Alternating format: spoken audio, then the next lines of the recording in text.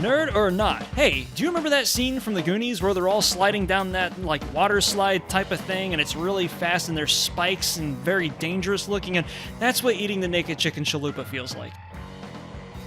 This reads like a scenario from like old school JLI. I'm not even kidding you. So wait, no, it was after 3 and before 2, right? That's when on 3, guy. 3 or after? Dude, this shit was in an episode of Archer that I just watched. I'm not even kidding. That's what it's reminding me of. Hi, everybody. Welcome back to the Nerd or Not podcast, where we tend to give our outlandish opinions on a wide range of topics, from movies to television to video games, board games, comics, anything else under the sun. Sometimes we even talk sports or pretend sports. It's usually just sweaty underwear wrestling. But hey, you know what? It works. I am Jay. With me is Corey. Say hello. Hey, sweaty underwear wrestling. Is RDV still in the game, or? Well, he has swamp ass at all times, so there's a good chance, yeah. Well, he's still in that game, yeah. I'm just wondering if it's still relevant to wrestling or not, but anyway. Well, sure. Bob, how you doing? Sober. I could use a drink. And I have none around me. So first things first tonight, we are going to go back to the last episode we talked about, and that is going to be the Royal Rumble, and give a little bit of a recap. Oh, yeah. Bob, you were doing a live stream of the Rumble. Yes, I was. I tuned in and saw you in a La Parka mask saying, "It's not 2 minutes," and laughed my ass off, and then just kind of went about my business. So you kind of went a beautiful mind on everything, didn't you?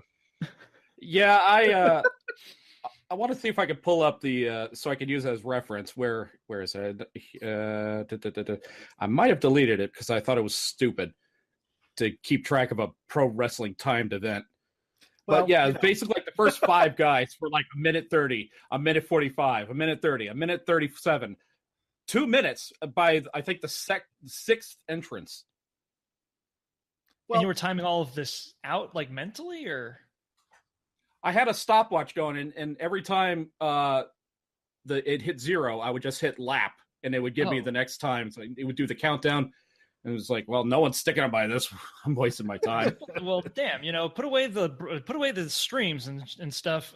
Take those Rain Man powers over to the Seminole Casino and actually, put yourself forward a little bit with them. So my favorite bit of kind of side trivia about this Rumble, which we didn't unfortunately get to see on television. First off, how long was that ramp? Yeah, they didn't show it on TV, but did you know there was a golf cart that was? That's what I was going to talk about. Yeah, the fat guys got golf carts. They had like how a Corvette's like a pace car for the Indy, or is it? Sponsored in any way? It was a golf cart you'd never see on TV. Oh, okay. They never showed it. Oh, right. But plenty of people that were on the aisle got pictures of it. So there's pictures of like big badass Braun Strowman going down on the back of a golf cart, which ruins the illusion entirely. Yeah. My favorite was when they took a photo of Big E on the back of the cart, and he tweeted out or he retweeted the photo and said, "Well, I guess this is WWE's way of saying I'm fat."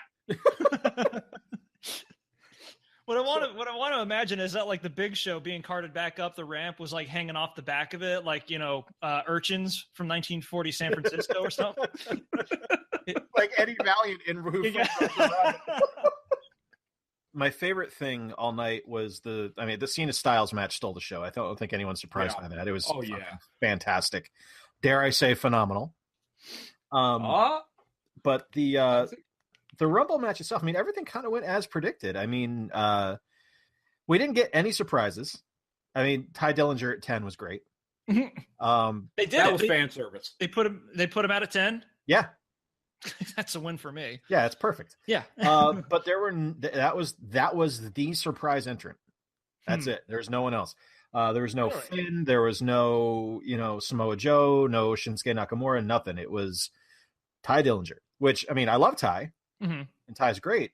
A bit of a letdown, where it's like we're kind of building ourselves up to like it's going to be Joe's debut, and here comes Finn Balor coming back, and it's just Ty Dillinger, and then doesn't that seem a little out of place? With all these guys they have in NXT, and the one guy you see, Ty Dillinger. Well, I understand why Ty was there because his gimmick lends itself to being in the Rumble. Mm-hmm. He is the perfect 10. He should come out at 10. If they really wanted to be assholes, they should have put him out at 11, which I think would have been hilarious. Like, would have fit his character pretty well too. Yeah, it really would have, because they start the countdown and everyone gets to 10 thinking it's going to be Ty, and here comes the reanimated corpse of Crash Holly, and then everyone everyone's let down, and then they get to the countdown for 11, and it gets 10, and people just look confused, and it's. So I really liked the Rumble match. I really enjoyed it up until number 30 came out. Who is? Let me guess. Wait, I actually didn't see it, so I'm kind of like getting secondhand info from you guys. Okay. Roman Reigns? Yeah. Yeah. Yeah. So the crowd was phenomenal throughout the entire show. They were hot for everything they were supposed to be hot for. They cheered for the right people. They booed for the right people. Except Roman. And Roman's a face, but they didn't cheer for Roman at all. They didn't give a shit about Roman. So they've got this fantastic Rumble match going on. Mm-hmm. They get to number 30. The countdown hits, and his music goes, and you can just see the air go out of the arena.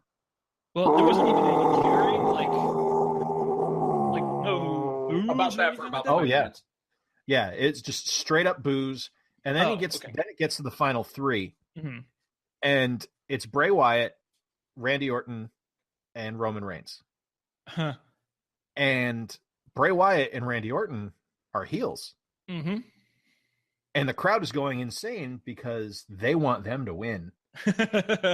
So, mercifully, for my predictions, not so well because Bray got eliminated. But mercifully, and this will be the only time I ever say this, Randy Orton won the Royal Rumble.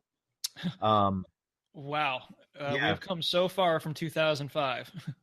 Yeah, well, there were no handbags to take crap in this time. So, but it was a good show up until like literally the last 3 minutes. Mm-hmm. And then they just continue to try to force feed Roman Reigns down the throat of the fans, and the fans continue to not give a shit whatsoever. Well, they gave enough of a shit to boo, at least, which might have sent mixed messages to creative. I don't know. Well, they've been booing him for 3 years. Yeah. Mm-hmm. And they refuse to turn him heel. Although it could be happening because it looks like he's going to be fighting Undertaker at WrestleMania.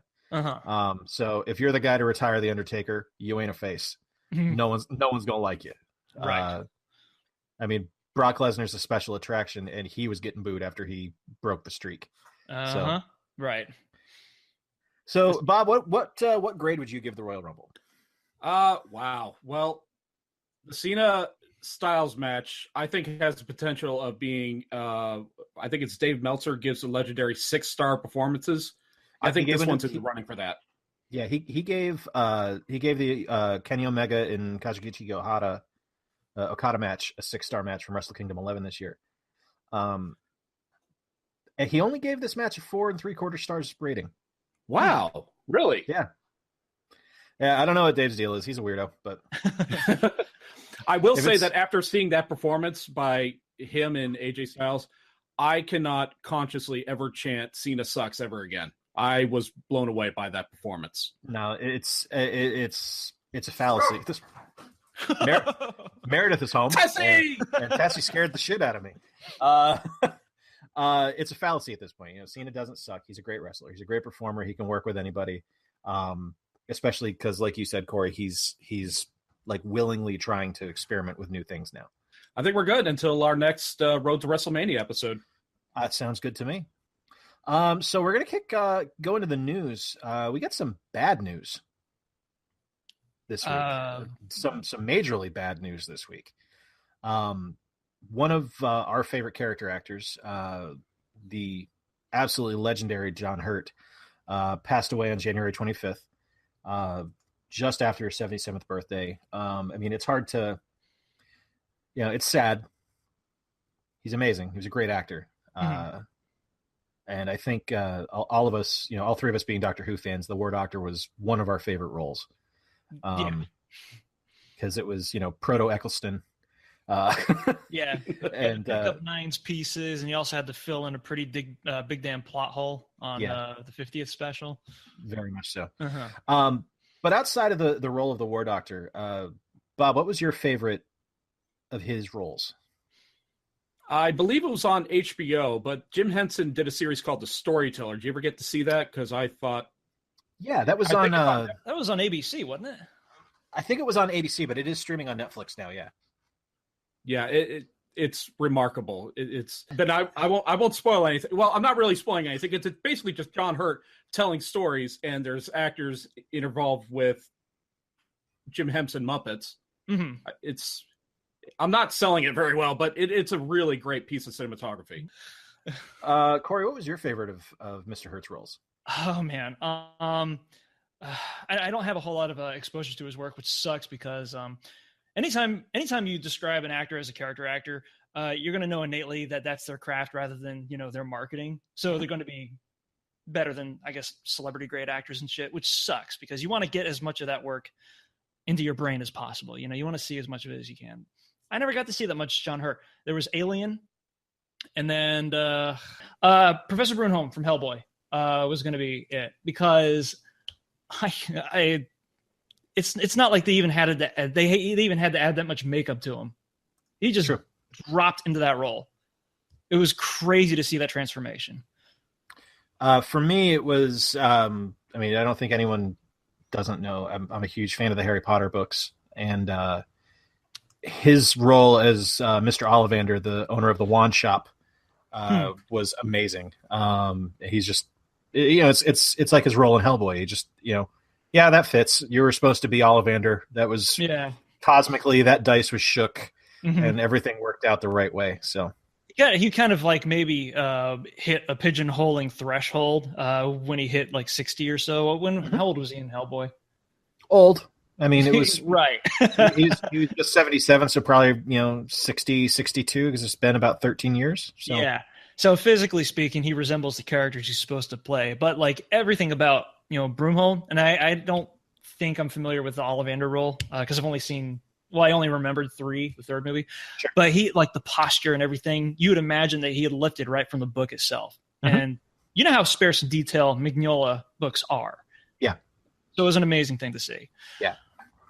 So that wasn't the only bit of bad news we got this week. Although this news looks to be at least something that the actor chose and not was thrust upon him, like death, I suppose.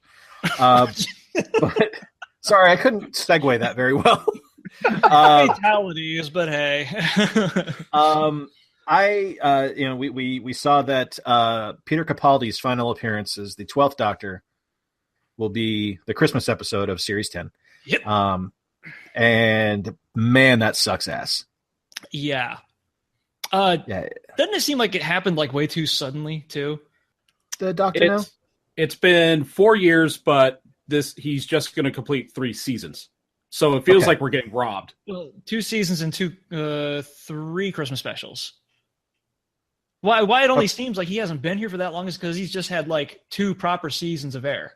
I would like them to not try to top themselves in regenerations anymore because a planet is at stake. I mean, eventually you're gonna have to think that things are gonna escalate to that level. I mean, first Tennant blows up the TARDIS, then Matt Smith. What does he do? He turns into like a friggin' a lava totem or something, and just like destroys a bunch of Dalek spaceships and crap. Well, what's there to be done for an encore? I hope he just tap dances out as he's glowing. That would be great. I'm just hoping nothing catastrophic happens, like he regenerates and somehow ends up sucking an entire galaxy up into his asshole or something, like just fucking universe melting like that. It's going to have to keep going upwards unless Capaldi says, look, no, Burning Man is it. That's it for the Doctor. I'm going to do a regeneration. Just a straight up regeneration. Although I hope his follow-up pays homage to the third Doctor, lands the TARDIS, bottle of scotch drops out the front of it, followed by him going right into a field or something. The third's regeneration was cute. So I'm a bit at a disadvantage in this conversation because I haven't seen as many episodes of his portrayal as you guys have, having missed all of the last season. But what did you guys take away from his portrayal of the Doctor? Well, first off, season 9, that's all you need. Season 9. If that is the season, I'm going to turn all non-Doctor Who. They ask me, what season should I start with? 9. Okay. 9! But, what I took away from his portrayal was, like, the weight of the wisdom that came through his voice and his portrayal is just, we'd never seen that before in any of the other incarnations, maybe ever since maybe Doctor 3. It could have been because of his age, but it seemed like the wisdom that the man had, or the character had, came through more in the actor than ever before. And it's an interesting comparison. 12 to 3 too, because 3 was like super inconsistent. When you go from like his first, set of stories to the ones that follow him, he was like an irresponsible, like treacherous little shit in the first one. Remember, he tried to escape Earth in the TARDIS, and then the TARDIS broke down, so he had to stay. He was like, "Oh, it's too heavy. I'm out of here. Bye." And then afterwards, he becomes the Kung Fu Doctor, which was very strange to see. It was the 70s. Kung Fu was the 70s, right? You had to be Kung Fu. Yeah. What did I take from him? One made me feel better about getting older. I mean, a lot of people are like dealing with that a lot more gracefully than I am, because for some reason I'm still like in a perpetual childhood. I really don't know why. That's our generation. It's a generational thing. Yeah, we're all the same way. The other thing was that, bringing dance hall fashion back into like the mainstream. That was pretty. It was an ornamental thing, but I thought it was pretty cool. Like guys running around in Luke's boots and Crombie coat. It's not, most doctors were like, here, this is what they used to wear back in like the Edwardian era, and he's like, hey, this is what people used to get beat up in. That's the worst Scottish. That's worse than Bob's. Yeah, I don't know what that was, but that was not a Scottish accent. This is what people used to get beat up in back in the 80s, like that. And I was like, oh, people were still stylish that recently? That's pretty nifty. I just hope the next Doctor isn't doing like fucking flannel and Neil Young shit. That would be pretty awful. So for me, it was just refreshing to see someone who accepted the gravity of the role, because for however long, I don't remember how long Smith was the Doctor, but it felt twice as long as it was to me. Yeah, he was just so fucking cavalier and flippant, and it bothered me. I didn't like his portrayal as the Doctor. Seeing someone who got the gravity of it and understood the importance of the character and what he'd been through, it was nice to experience again. Yeah, that was and you could tell there was a lot of like a lot of experience brought over from real life into the performance too, which made it more 3-dimensional than Smith. Definitely. Bummer about the Smith thing is that there were some damn good set pieces in that run, but it's yeah. it was the 11th Doctor. Nothing against Smith, but it was a bit of a bore.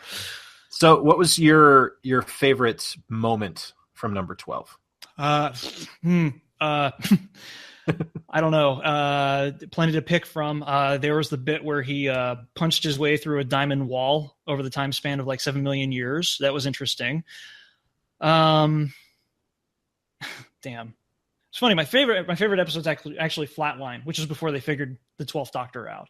But I think my favorite moment from any episode was the war speech that he gave in the Zygon invasion, which I thought was funny given today's political climate. A lot of people are kind of like moving away from that idea, but criticize like a heavy-handed criticism of war and why even the victorious side of any war is going to be the loser in the end. And I thought that was pretty cool to put in like a mainstream science fiction show. My personal favorite was when he was describing the bootstrap paradox. That was so cool. Now, for you, Jason, you didn't see it. It's one of the best. I think it was a 2-part episode. It starts off with he's describing a time traveler who goes back in time and he's a big fan of Beethoven, but he can't find Beethoven. His family never heard of Beethoven. And he thought, this is so odd. But wait a minute. If I leave, that means there's going to be no world with Beethoven. His music's not going to exist. I have his sheet music. I'll compose all the music myself. I'll become Beethoven. And then it starts like this infinity loop where it just, who originally wrote the music that the time traveler came back in time with? Like a chronological chicken or egg question. That's cool. Yeah, exactly. And they've actually used this a couple of times. I think Blink was an example of the bootstrap paradox. Yep. Like, where did the lines originally come from? It's just one of those continuing things they revisit in Doctor Who. Only this time they actually call it out. Yeah, hey, by the way, it's the bootstrap paradox. Yeah. Hope you like it. Is. Now you can understand the entire plot of Bill and Ted's Excellent Adventure. For you guys, where does he rank on the modern Doctors for you?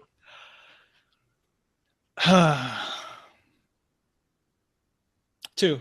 Second, behind Eccleston. Eccleston was a strong one for me for a long time until Capaldi. Capaldi is my favorite of all time, with Eccleston a distant second. That's how much I have loved Capaldi's performance. I thought it was perfect.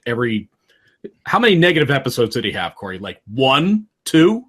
Most of them happened during season 8. And I actually just watched season 8 after the announcement was made to kind of refamiliarize myself. And I was like, it's funny. Episodes that I hated originally when I saw it, I ended up liking. And then there are a bunch that I liked initially, then kind of hated upon reflection. I'd say there's a good 4 that were like. He's probably number 2 for me behind Eccleston as well. Eccleston is my favorite Doctor by leaps and bounds. But he's number 2. And then, John Hurt probably behind him just because of the lack of performances. Yeah. And it was a short performance too. So to be ranked that high up, says a lot about it. It was impactful. Yeah. It was. So Bob, who is your pick for the next Doctor? Pardon me. That was my email notification. Or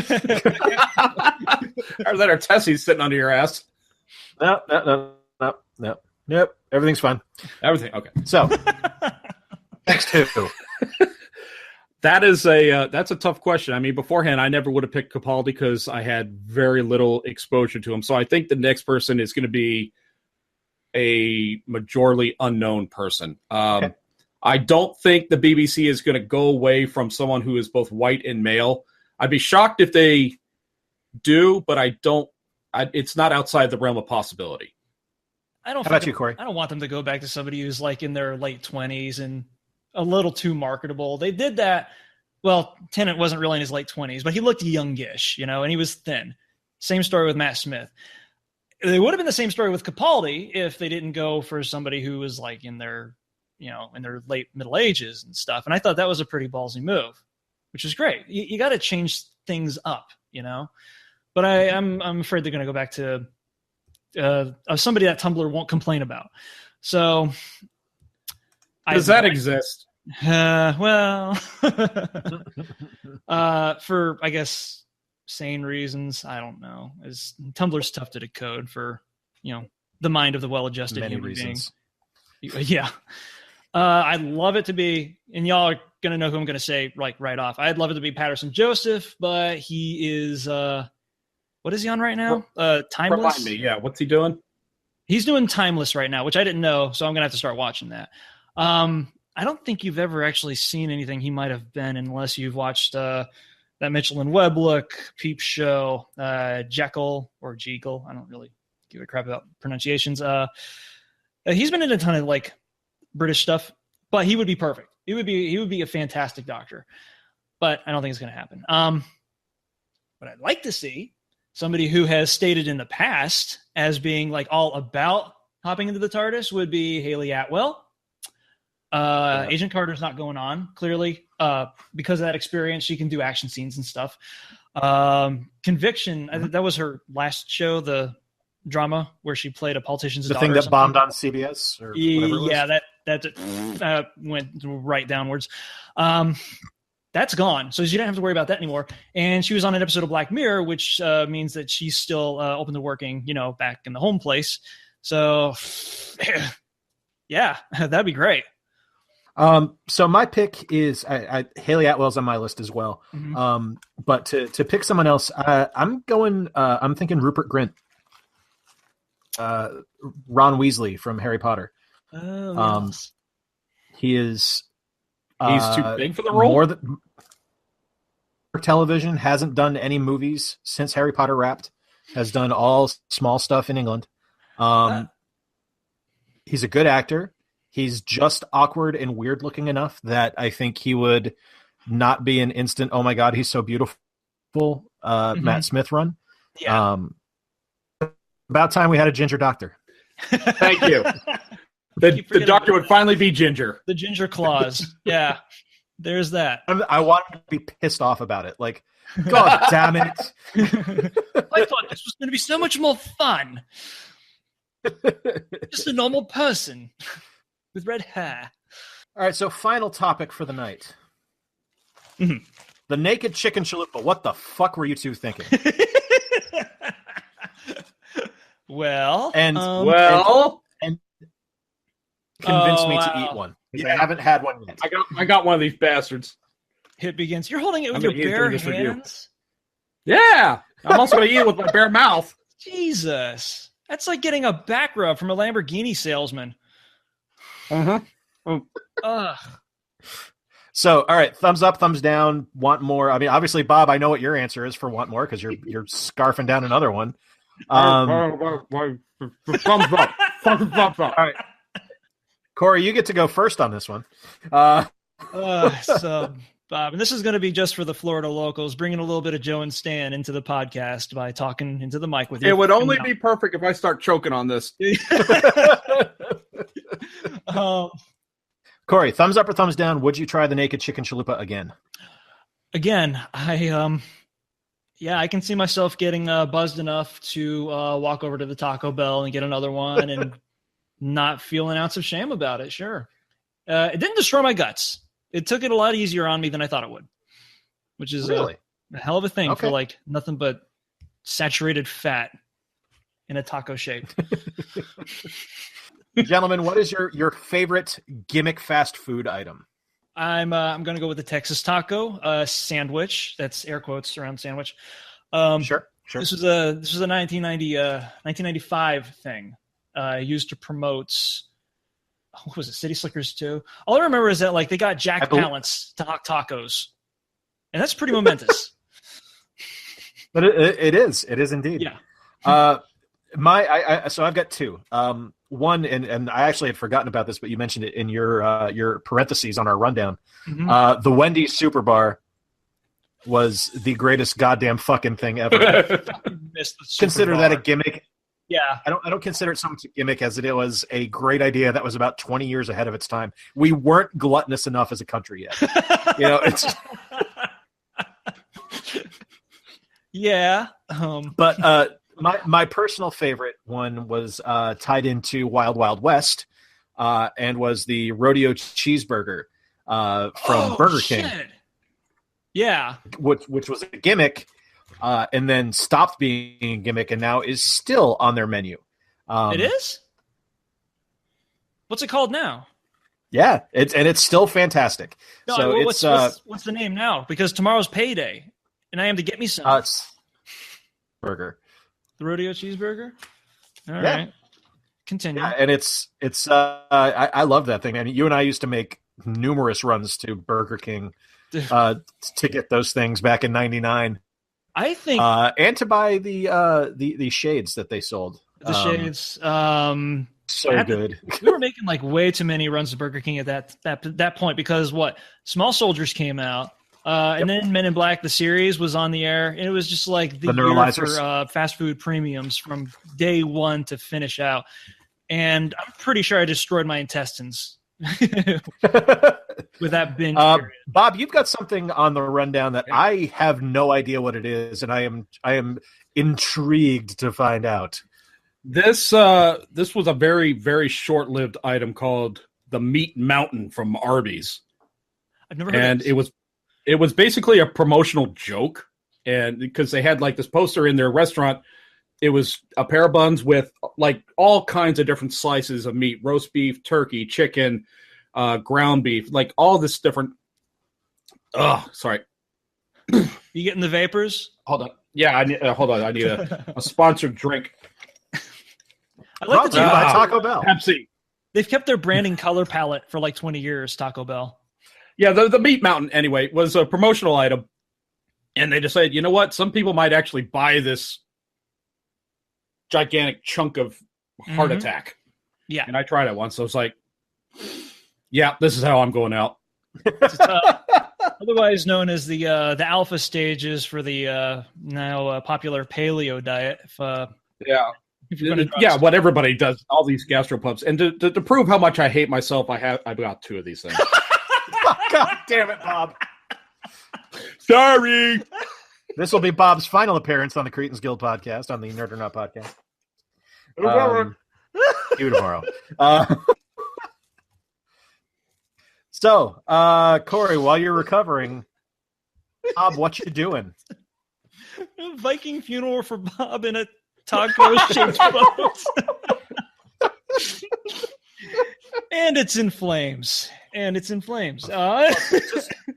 put fire sauce on it. Yeah. Sorry. Still recovering from a cough. If you can't tell. Okay. We're good. So, Corey, what are you doing? Oh, man. Laughing myself sick at Bob's eventual gastronomic demise. What am I doing that I've been enjoying? I've been streaming Gravity Rush Remastered, which was an unintentional holy grail in 2017 for video games, because it was on my wish list for a while. Wanted to play it on the Vita. Wasn't willing to buy a Vita because what's the cliche? It's a $300 Persona machine or whatever. Uh-huh. Basically, you buy niche stuff for it, and Anyway, so it came out for the Vita, was announced for the PS4 last year. I was like, oh, I'll get that digitally. And then they announced a hard, a shelf version of it. So I was like, so that became something. And then once I found both the time and the money to spend on it, it was delisted. And because it was an Amazon exclusive, they delisted the living out of it, which meant that most aftermarket copies used went up to about like $115. Oh my God. Yeah, I wasn't that curious about it. So I was about ready to settle just on buying the digital copy. And then for like 3 days, like 2 weeks ago, it was on Amazon for $30. And I was like, it's mine. It is mine. And it's a damn good game too. It's awesome. It's a highlight. I am playing Fire Emblem Heroes, the new mobile game. Mm-hmm. And it is fucking spectacular. It is microtransaction to hell, of course, because it is a mobile game. Mm-hmm. But you get enough rewards, and if you tie your My Nintendo account to it, you don't have to do any microtransactions because you earn points like all the goddamn time. So if you don't have a My Nintendo account, you can choose to spend real-world money on the game, but if you don't want to, you don't have to, and it works really well, and it plays brilliantly, and it looks great, and there's voice acting, and it's just tiny Fire Emblem. So, Bob, what are you doing? What I'm doing? Well, I wanted to go take this opportunity to rant for a little bit. What I'm not doing, and that's I'm not watching this year's Super Bowl. I'm cutting it out of my schedule. First one I've missed in a long time. Okay. So why? You need some ice there, Corey?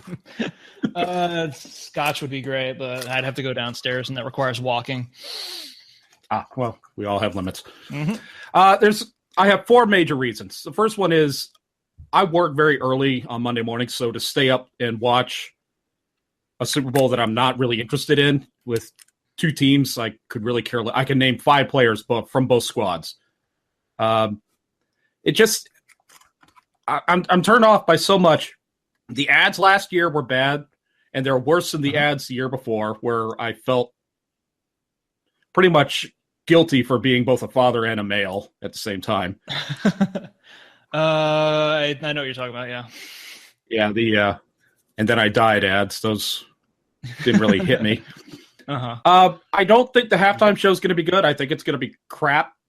The music is crap. Lady Gaga? Yeah, I don't see that as a great football halftime show. One of the biggest hypocrisies I've heard so far is they want to make the Monday after Super Bowl Sunday a holiday, a national holiday, which I think is fucking stupid. I think that's the first time I've cussed this entire podcast. It was glorious. Glorious. Yeah. One company in particular, Kraft Heinz, they said, you know what, we'll go ahead and we'll make Monday a company holiday. Yeah, if you are an executive. The factories will still be open, so the lower schlubs, they still have to come in Monday morning and work. So it just move the goddamn Super Bowl to Saturday. It doesn't have to be on Sunday. It's the Super Bowl. It's boring. I will see all the ads online the next day. I don't have time to dedicate 9 hours of my life to watch a sport I don't really care about. Interesting. I've got better shit to do. You know how some people would watch the Super Bowl just for the ads? Mm-hmm. And over the past couple of years, they're releasing the ads before the actual game. Mm-hmm. So Nintendo commercial today that they're going to air during the Super Bowl, and I watched it on YouTube. It's like, all right, you guys aren't telling me anything I haven't seen before. All right. Well, that is it for this week, guys. We will be back again next week because, hey, that's 2 weeks in a row. Let's keep the fucking streak rolling. What do you guys say? Yeah, absolutely. Yep. Cool. It is a pleasure, as always, to spend time with you guys. We hope you guys enjoyed the podcast.